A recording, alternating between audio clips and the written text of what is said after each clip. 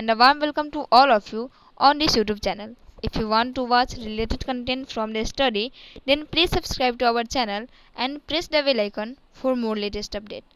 दोस्तों, आज की इस वीडियो में हम सभी चर्चा करेंगे एनटीटी के पेपर 1 से संबंधित एक महत्वपूर्ण क्वेश्चंस को और उसके आंसर स्किल्स को कि किस प्रकार से हम उसके आंसर को लिख सकते हैं। दोस्तों, हमारा आज का क्वेश्चन है, शिक्षकों के मानसिक स्वास्थ्य का वर्णन कीजिए।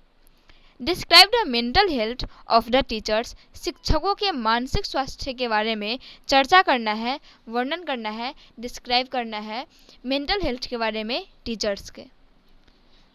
सबसे पहले हम लिखेंगे कि शिक्षकों का मानसिक स्वास्थ्य, mental health of the teachers.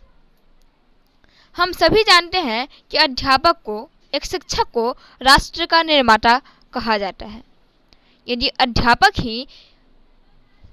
यदि अध्यापक का दिमाग ही, उसका मानसिक संतुलन ही, उनका मानसिक स्वास्थ्य ही सही नहीं होगा तो छात्रों के साथ कभी भी न्याय नहीं हो सकता और उनके मानसिक स्वास्थ्य का प्रभाव आने वाली पीढ़ी पर भी पड़ता है।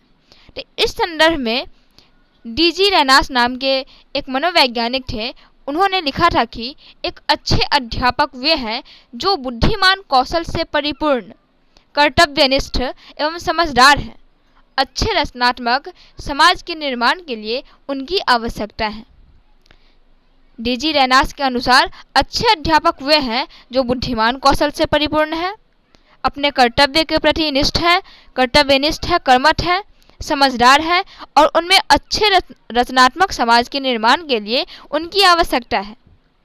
एक सफल अध्यापक में कौन कौन सी विशेषताएं होनी चाहिए, इसका वर्णन who succeeds as a teacher नामक पुस्तिका में लिखा हुआ है। अब कौन कौन से लक्षण होने चाहिए, कौन कौन सी विशेषताएं होनी चाहिए, तो कुछ ऐसे टॉपिक्स हैं, कुछ ऐसी विशेषताएं हैं जिन्हें मैं लिख चुकी हूँ अपने आंसर राइटिंग में, और कुछ ऐसी विशेषताएं हैं जिनको मैं आपको अपने मुख से बताऊंगी। आप उसे अपने कॉपी में नोट कर लेना। पहला है राष्ट्रीय सेवा भावना का विकास। राष्ट्रीय सेवा भावना का विकास। हम सभी जानते हैं कि अध्यापक को राष्ट्र निर्माता कहा जाता है। अतः एक शिक्षक का कर्तव्य है कि वह राष्ट्रीय सेवा तथा भावना को अपने से विकास करे। अध्यापक राष्ट्र निर्माता होते हैं और अध्यापक को चाहिए कि वो राष्ट्र सेवा और भावना को अपने से विकास करे, संकीर्ण भावना से बचे। राष्ट्रीय भावना के प्रसार का लक्ष्य होने से अध्यापक में आत्मविश्वास विकसित होता है और वो राष्ट्र के हित में व्यापक होता है। नेक्स्ट है कि कर्तव्य परायणता में अहंकार को दूर रखो। Free from ego. कर्तव्य परायणता में अहंकार को हमेशा दूर रखो। यदि अध्यापक खुद कर्तव्य परायण है तो उन्हें अपनी कर्तव्य निष्ठा के प्रति अहंकार नहीं होना चाहिए, घमंड नहीं होना चाहिए। यदि शिक्षक में अहंकार नहीं हो तो वैसे शिक्षक समाज में अच्छा कार्य कर सकते हैं। लेकिन यदि शिक्षक में अहंकार का समावेश हो जाए तो जहाँ पर वे कर्तव्यनिष्ठ भी रहेंगे, उस जगह पर भी जो उनके साथी होंगे उनके कर्तव्य से वंचित रहने के लिए उन्हें पीछे न रखेंगे।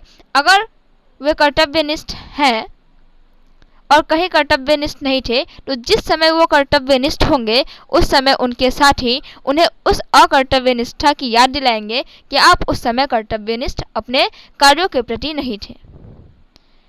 इससे कटुता, द्वेष उत्पन्न होती है और इससे एक टीचर को कभी भी अहंकार नहीं रखना चाहिए। उन्हें हमेशा अपने कर्तव्य परायणता में अहंकार को दूर रखना चाहिए। It means free from ego रहना चाहिए। तीसरे नंबर में चर्चा की गई है कर्तव्य ही पुरस्कार है, ड्यूटी इज रिवॉर्ड। अध्यापक को यह चाहिए कि वे हमेशा अपने कर्तव्य के ऊपर ध्यान दे। वास्तविकता यह है कि एक अध्यापक समाज के निर्माण की आधारशिला होती है। यदि अध्यापक ही कर्तव्यनिष्ठ नहीं होगा तो उसका जो भी काम होगा वो छात्रों के हित में नहीं हो सकता है और ना ही राष्ट्र के हित में हो सकता है। इसका अर्थ है कि एक अध्यापक को हमेशा अपने काम पर ध्यान देना चाहिए, अपने कर्तव्य पर ध्यान देना चाहिए और हम सभी जानते हैं कि जो अध्यापक होते हैं वो समाज के निर्माण के लिए आधारशिला होते हैं। यदि अध्यापक ही कर्तव्यनिष्ठ नहीं होंगे तो उनका काम ना ही छात्रों के हित में होगा और ना ही समाज के हित में। नेक्स्ट नंबर है सत्यम शिवम सुंदरम में विश्वास रखो। Believe the truth, good and beauty. Believe the truth, good and beauty. अध्यापक को हमेशा यह चाहिए कि वह सदैव सत्यम शिवम सुंदरम में विश्वास रखे। ऐसा करने से जीवन की शाश्वत मान्यताओं के प्रति उनकी आस्था बढ़ती है और वह फिर जो अपने विद्यार्थियों को देंगे उसमें उनका पूरी तरह से योग होगा। एक अध्यापक को हमेशा ट्रूथ, गुड एंड ब्यूटी पर विश्वास रखना चाहिए। ऐसा करने से जीवन में शाश्वत मान्यताओं के प्रति उनकी आस्था बढ़ेगी और फिर वो जो भी करेंगे वो सब छात्र के हित में होगा और उससे छात्र ज़्यादा सीख पाएंगे। अगला टॉपिक है कि सहयोगियों के साथ समान व्यवहार करो। अगला नोट है सहयोगियों के समान हमेशा सहयोगियों के साथ जब भी रहें तो सभी सहयोगियों के साथ एक समान व्यवहार करें। Treat your colleagues as equals. अध्यापक को हमेशा यह चाहिए कि वो अपने साथी अध्यापकों के साथ एक समान व्यवहार करे। ऐसा करने से वह साथियों में अधिक लोकप्रिय होगा, अधिक फेमस होगा, अधिक प्रसिद्ध होगा। यही लोकप्रियता उसे प्रसिद्धि के शीर्ष तक ले जा सकती है। नेक्स्ट नंबर है अपने व्यवसाय को प्यार करो। Love your profession. सफल अध्यापक हमेशा अपने व्यवसाय के प्रति, अपने कार्य के प्रति निष्ठावान होता है। वह केवल खाना पूर्ति करने के लिए विद्यालय नहीं जाता, अपितु वह अध्यापक की सामग्री के साथ साथ अध्ययन की नई नई विधियों के विषय में भी सतर्क रहता है और उनका प्रशिक्षण हमेशा करते रहता है। आगे है चिंताओं को हमेशा भूल जाओ। Forget worries.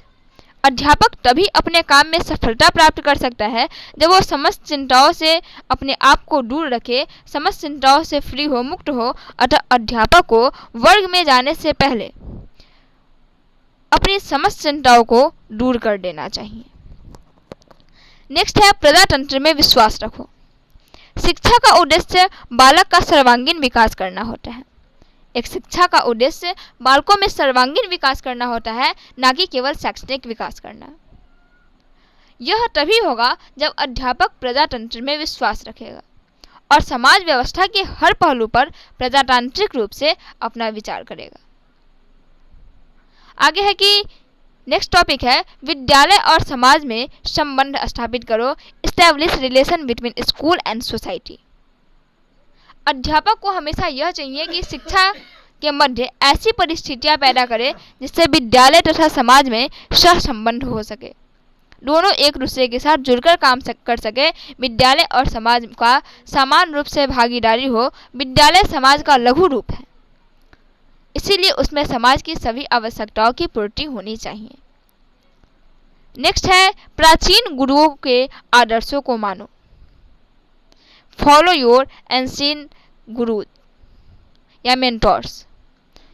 प्राचीन गुरुओं के आदर्शों पर चलने से सारा जीवन उच्च विचार की भावना, उच्च विचार की जो पावन भावना है, सारा जीवन उच्च विचार की जो पावन भावना है उसका विकास होता है यदि हम प्राचीन गुरुओं के आदर्श पर चलते हैं। इसी भावना से वशीभूत होकर जीवन में कुंठाओं व भावना ग्रंथियों की उत्पत्ति में संभावना कम होती है। जीवन में सरलता आती है और मान्यताएं स्वनिर्धारित होती जाती हैं। नेक्स्ट नंबर है सिद्धांत और क्रिया में समानता। सिद्धांत और क्रिया में समानता। Consistency in theory and practice.